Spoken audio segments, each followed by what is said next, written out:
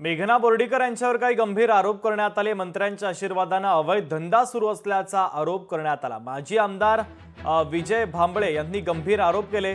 संपूर्ण प्रकाराचा तपास सीआयडी मार्फत करण्याची मागणी देखील करण्यात आलेली आहे। लीगल दारू आहे तर जिथून दारू निघली तर ती डायरेक्ट नागपूरला जायला पाहिजे ना।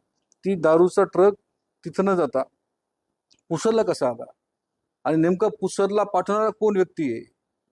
ड्रायव्हरची एवढी हिंमत होत नाही ना। ड्रायव्हरची हिंमत होती का? आता मी माझ्या घरी एखादा ड्रायव्हर ठेवला, ड्रायव्हरला मी सांगितलं चल तू मुंबईला जाय, तू जाईल का दुसरीकडे कुठं?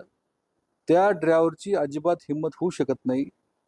म्हणून माझं स्पष्ट मत आहे की पोलीस खातं, एक्साइज डिपार्टमेंट या सगळ्यांची व्यवस्थितपणे ह्या प्रकरणाची तपासणी केली पाहिजे आणि ह्या तपासणीमध्ये जे खरे दोषी आहेत त्याच्यामागे खूप मोठं एक षडयंत्र आहे।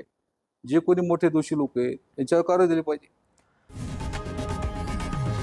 लोकशाही मराठी ऐका, पहा, जागरूक रहा।